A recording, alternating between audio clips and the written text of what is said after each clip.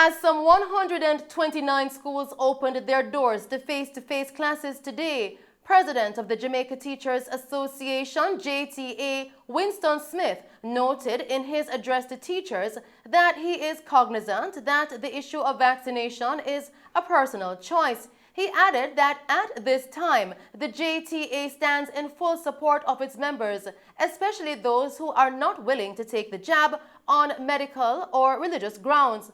However, he is encouraging all teachers to avail themselves of the information provided by the Ministry of Health and Wellness and to take the vaccine if they are so inclined. His best advice in order to minimize the impact of the virus is to be vaccinated and practice all the existing protocols. Likewise, he is imploring members to continue to encourage the parents with whom they interact to educate themselves on the benefits of being vaccinated, as well as the importance of following the safety protocols. Meanwhile, adjustments have reportedly been made to plans for schools that reopened today following a Ministry of Education circular that in-person instruction should resume at all infant, primary, and secondary level institutions. According to the Jamaica Association of Principals of Secondary Schools, the schools will use this week to make arrangements for the resumption of face-to-face classes. Each principal will then determine when classes will begin. Now, the changes follow a meeting held on Friday involving officials of the Ministry of Education and youth and school administrators. Our news team spoke with Linvern Wright, President of the Jamaica Association of Principals of Secondary Schools, who gave us this update on the expectations of teachers, parents, and students as schools return to face-to-face classes. Generally, I think many parents are looking forward, teachers are looking forward, schools are looking forward because of the fact that many students have deficits in learning that people are anxious about. There's certainly anxiety about the Omicron coming, but I think that we're preparing, given the fact that it is set to be less lethal. Schools are having meetings to ensure that the preparations are in place so that we can maximize what it is that we have to do in terms of teaching the students. So some schools are on with meetings today, some schools are on with exams for this week, some schools are on with starting next week after planning this week, because one or two schools are not yet approved by the Ministry of Health. So preparations are in place to ensure that will happen. But the thing is that there is the go-ahead, and we just have to plan cautiously and according to our context. We go now to tonight's COVID-19 update. The country's positivity rate has increased to 48.4%, with 769 new cases, pushing the total of cases now to 95,946.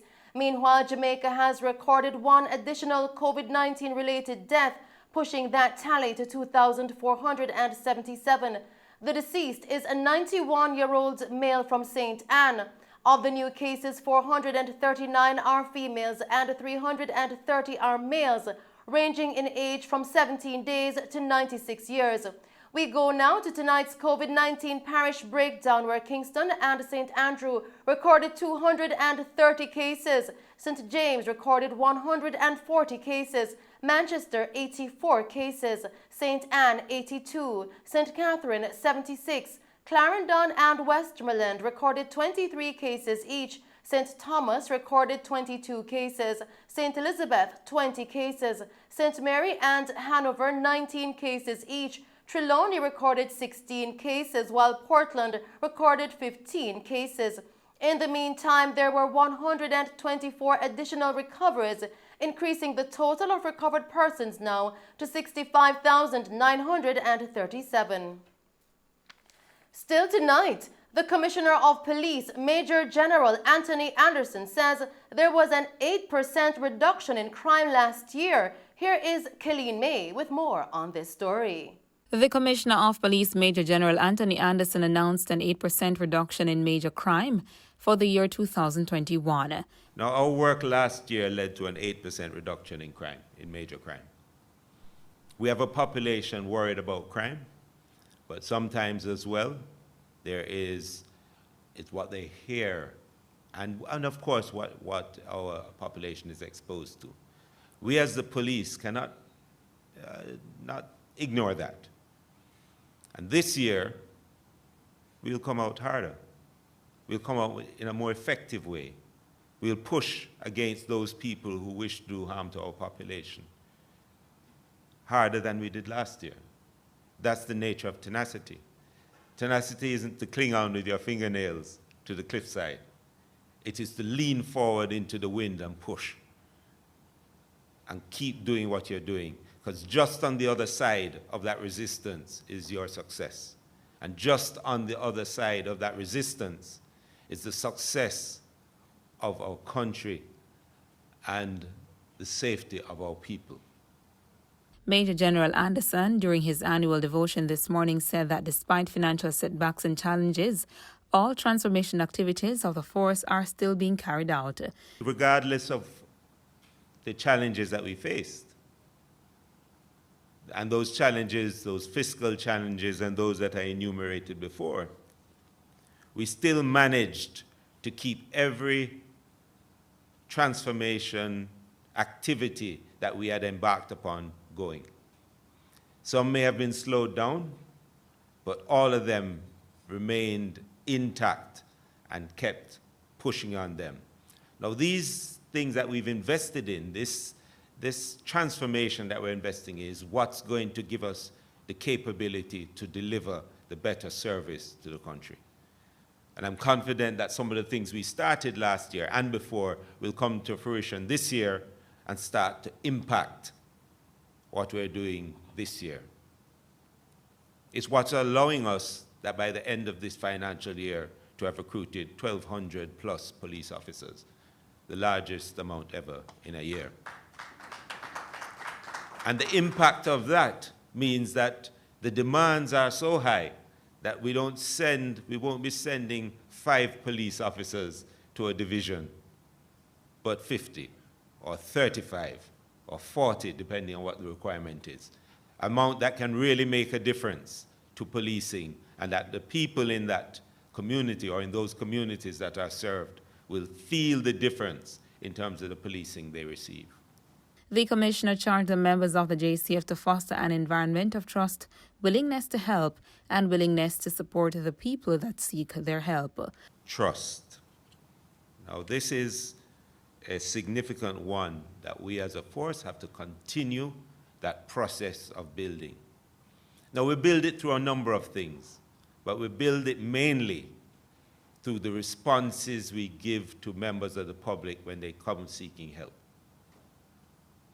In an environment that has high violence, and in an environment where the whole discussion is about murder, we have to make sure that those things that are laid down in our regulations, in our rules, in our processes are carried out in the way it's laid down. But more importantly, from our members, we require a level of willingness to help, a willingness to support, a willingness to find solutions for the people who come seeking help. It is important, it's critical that our members, even when you're tired, even when you're fatigued, even when you're faced with difficulties, treat every single member of the public with respect, with concern, and certainly anybody who comes to our facilities, our police stations, or stop us on the road, in our patrols, must be seen to. We must build that trust with them that makes them know that we are concerned about their safety, their security, and their issues. When we do that, and as we get better and better at doing that, the response from our public will get better and better. Reporting for Mello TV News, I'm Colleen May. Thank you, Colleen, for that report. And as we continue with the news, a new and harsher firearms bill is coming and will be brought to Parliament soon. This according to Prime Minister Andrew Holness during his New Year's message to the nation. Over time, the increased capabilities and effectiveness of our law enforcement agencies will narrow the space for criminals to operate. 85% of all homicides in Jamaica are committed using an illegal firearm, meaning a gun that was brought into the country illegally, never registered in the National Firearm Database, and the owner was never put through a process to determine whether they are fit and proper. Legal firearms do not pose such a criminal threat. It is the proliferation of illegal guns which must be addressed with new legislation to create the highest possible consequence and deterrence for acquisition, dealing, possession, and use of an illegal firearm. Early this year, we will bring a new firearms bill to Parliament that will make it clear that the harshest consequences will flow from the possession of illegal guns. He is urging all Jamaicans to speak with one voice against the use of illegal firearms. Possessing an illegal weapon increases the means and likelihood of the possessor escalating to committing murder or other serious crimes. All Jamaicans should speak with one voice against the illegal possession of firearms. Zones of special operations have worked very well in the communities in which they have been deployed. We will continue to expand the use of zones of special operations to control crime and homicides in selected communities.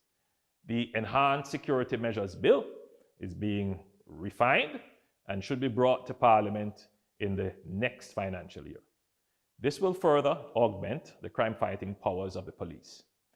In the interim, the JDF and the JCF will continue to deploy strategically as best as possible with its resources in static and dynamic operations to secure affected communities. In our 60th year, we must have a breakthrough in reducing homicides. I have committed to passing all the necessary legislation and providing the required resources to flatten the homicide curve. Prime Minister HOLNESS further stated that homicides trended downwards by 8%, even as the capacity of the security forces are being developed. Much has been said about crime, and in particular homicides.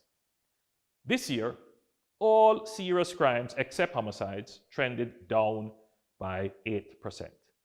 The JCF continues to build out their intelligence, investigative, and forensic capabilities.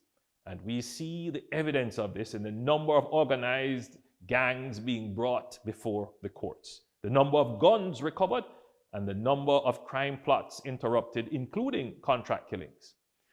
We are also improving the capabilities of the JDF in controlling our maritime space, and we are seeing the evidence of this in the increased interdiction of drugs and other illegal traffic through our waters.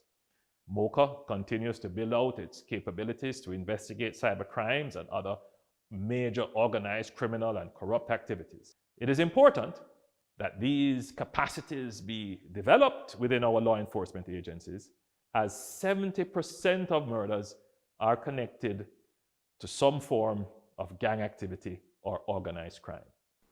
Still making Mello TV news, suspected Colombian assassin Mario Antonio Palacios departed the island today. Now this follows a High Court ruling last Friday in the Supreme Court, where a deportation order was issued by High Court Judge Justice Courtney Day.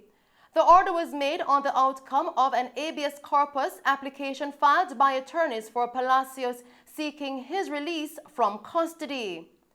The deportation order, dated November 24, was signed by Minister of National Security Dr. Horace Chang, who declared the Colombian an undesirable person.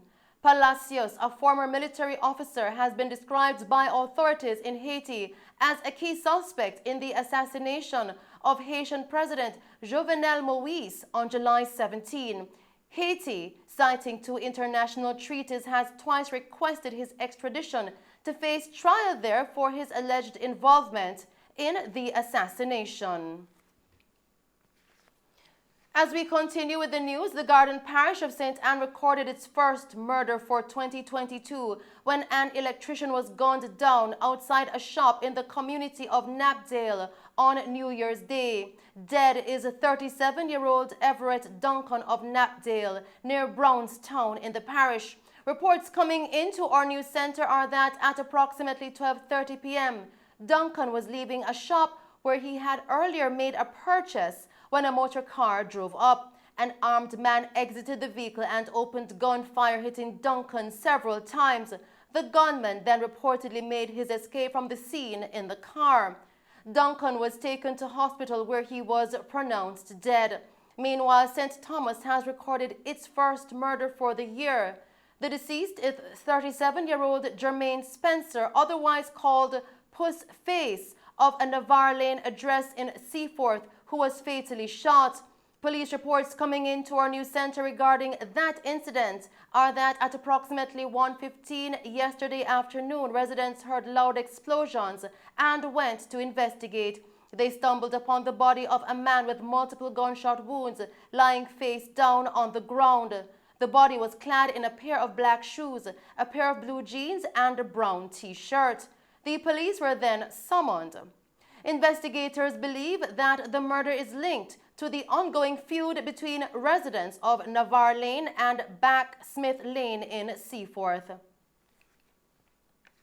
Still making the news tonight, a large group of homeless persons were treated to a cooked meal on the weekend as part of the Kingston and St. Andrew Municipal Corporation's yearly treat to the indigent community. Here is Killeen May with the details. At the start of the new year on Saturday, the Kingston and St. Andrew Municipal Corporation, KSAMC, joined by other community groups, fed a large group of homeless residents in the parish. Mayor of Kingston and St. Andrew and Chairman of the KSAMC, Councillor Delroy Williams, says that the program, which is an annual event, had to be scaled down due to the COVID-19 pandemic. Feeding of homeless persons on New Year's Day, it's a tradition of the municipality to feed homeless persons on New Year's Day. This would be in addition to Christmas Day feeding at the Mary Atkins Night Shelter. So this is part of our tradition. It's something we look forward to, and it's part of our general thrust as a caring city. We do want to position Kingston as a caring city, and so this is just part of our general activity throughout the year, but this is just a calendar event. We do feed homeless persons each day throughout the year, approximately 800 meals per day, twice per day. And that is part of our general feeding of homeless persons. But on Christmas Day and on New Year's Day, it is a special calendar event for the municipality. And we look forward to it, and we enjoy it. We have had changes to how it is done because of the pandemic. And so it's not as it used to be prior to the pandemic, because now we have to ensure that certain measures are put in place to guard the health of our homeless persons and the persons who volunteer here. So we do have the measures in place. We feed approximately today about 400 plus persons here and another 200 plus across the municipality. This is this era where we have our central feeding activity on New Year's Day, but we do go to other locations and feed homeless persons at different locations. The mayor further added that over the years, there has been a far greater cooperation and support from organizations that have been assisting with the program. There is always that challenge, but I would say over the years, we have had far greater cooperation with organizations and companies who have their feeding program. We have far more synergy and coordination now with those organizations. And so we see more and more individuals and organizations coming to us and asking how they can collaborate and coordinate with us to have a wholesome and successful feeding program for homeless persons. And I'm saying right now we have far better knowledge of the pandemic. I think persons are far more comfortable in terms of how to behave and how to protect themselves by just taking their own action, responsible action. Far more persons are aware now of social distancing, of sanitizing, of wearing masks, and just generally I think people are far more aware now of how to operate within this environment. And so the staff is far more comfortable at this time. So we are reopening the park on Monday, limited reopening so that we can allow the use of our sanitation facilities and other facilities. It's a limited reopening, but I think the staff members are far more comfortable now. They know what to do, how to do it, when to do it, and they know what to encourage, what not to encourage. So the comfort of the staff is intact, and the comfort of the municipality to reopen the park. A volunteer, Darren Valentine from the Johnsontown Seventh-day Adventist Church, explains how he and a group from the church helped to feed the less fortunate in the community.